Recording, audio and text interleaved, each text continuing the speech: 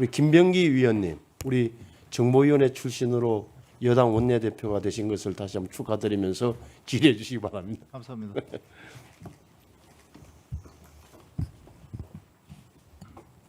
들어오는 건가요? 네, 후보자님께 질의하겠습니다. 후보자님, 2003년서부터 일정 기간 동안 NSC 상임위원장까지 이렇게 역임하시면서 국정원을 간접적으로 이렇게 살펴볼 기회는 있었죠? 예, 충분히 있었다고 생각합니다. 그때와 비교했을 때 지금 후보자로 내정된 지는 얼마 안 됐지만은 그때에 비해서 국정원 직원들을 보니까 한 20년 만에 보니까 어떻게 더 발전해 있던가요? 활력이 넘치던가요? 아니면 그때보다 좀 의기소침해 있던가요?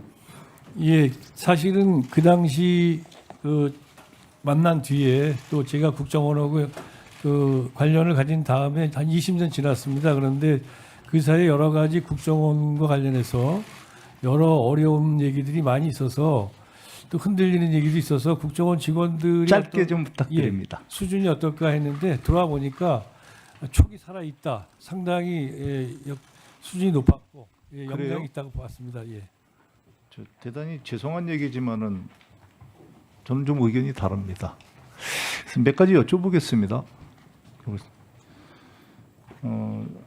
국정원이 지금 4차장 체제죠, 그죠? 예, 3차장, 2실장이지만 2실장. 예, 그러나 네. 실제 차관급들입니다. 차관급이 4분이죠. 왜 차관급이 다른 조직에 비해서 4명이나 된다고 생각하십니까? 국방부 같은 데도 1명도 안 되는데 저는 이렇게 생각을 합니다. 그만큼 업무가 복잡다기하죠. 네. 그러니까 어떤 원장이 오더라도 그 업무를 다 정통할 수는 그건 불가능한 얘기입니다. 더군다나 국정원에 근무하지 않으셨던 분이라면 국정원만이 가진 특이한 환경을 알아보는데도 꽤 오래 걸릴 겁니다. 그래서 국정원의 업무 중에서 국정원 직원이 반드시 갖춰야 될 저는 그 업무 능력을 꼽으라고 한다면 굳이 저는 문제 해결 능력과 종합 판단 능력이라고 생각을 합니다. 이 능력을 기르는 데는 후보자께서도 잘 아시겠지만 15년에서 20년 정도를 기본적으로 투자해야 되는 것들입니다. 그렇게 오랫동안 투자했던 인력들이 사실은 여러 가지 이유로 조기 도태되고 있죠. 그 이유가 뭐라고 생각을 하십니까? 단순히 계급정년제라고 생각을 하십니까?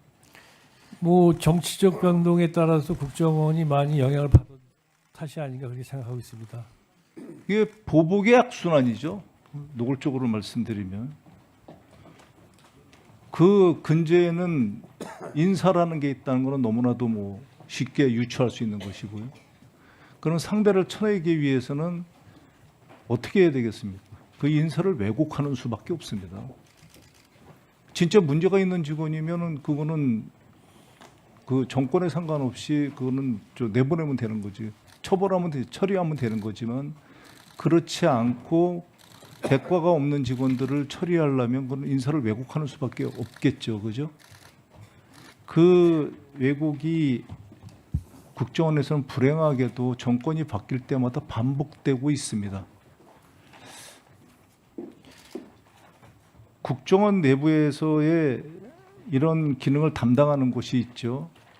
그죠? 감찰실, 감사관실, 네. 인사처가 간접적으로는 하긴 하지만 국정원이 이런 내부에 이 경고하지 못한 점을 갖다가 시스템적으로 타파하려면 어떻게 해야 된다고 생각을 하십니까?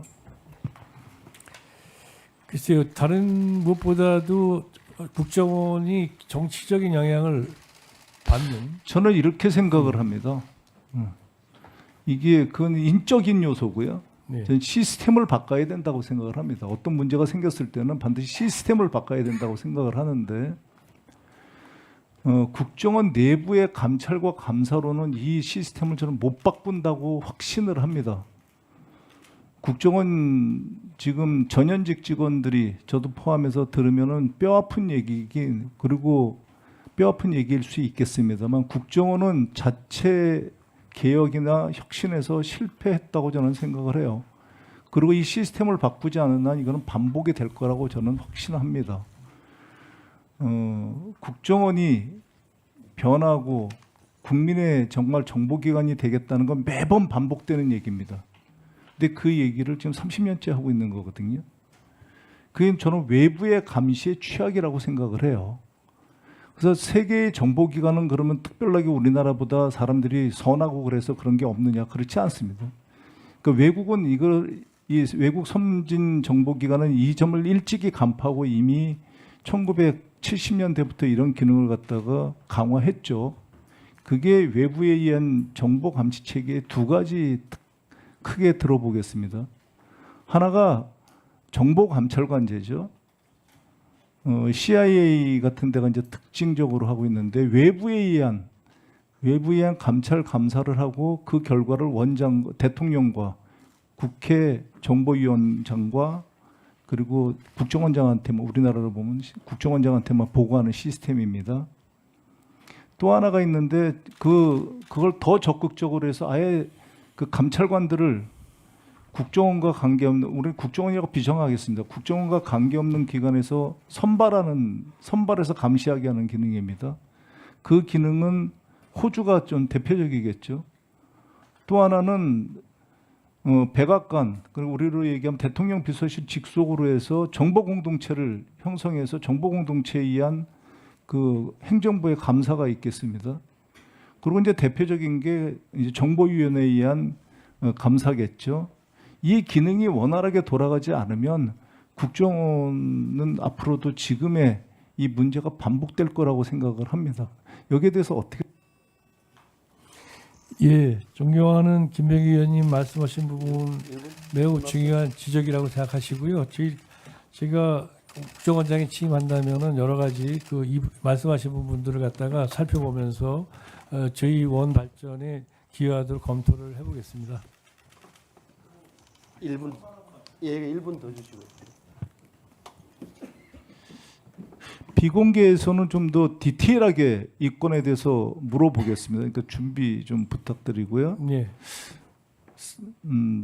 생각보다 굉장히 뼈 아플 수도 있습니다. 왜냐하면 이 점에 대해서 제가 반드시 이 공개석상에서 짚어야 되겠다고 생각한 이유가 있습니다. 그러니까 국정원에서 반복되는 보안 누설입니다. 보안 누설. 또 하나는 그보다 훨씬 더 중요한 게 이 인사의 왜곡으로 인한 중요한 그러니까 능력 저하입니다. 사실 말씀하셨듯이 여기 보면은 NSC 책임자로 일할 당시에 국정원 정보 수집 능력을 강화했다. 저는 여기 100% 동의합니다. 이게 원장님한테 당시 사이버 디지털 정보에서 보상한 사이버 능력 강화를 예산을 통해서 지원해 주시고 잘하고 있습니다. 그게 지금 국정원은 그나마 사이버 능력은 세계에서 가장 높은 정보기관으로 그래도 버티기 위한 단초했다고 생각을 하거든요. 그런 시스템 개혁을 통해서 사이버 능력을 강화했듯이 다른 분야도 그런 시스템 개혁을 통해 가지고 국정원의 업무 능력을 강화하기를 바라는 마음입니다.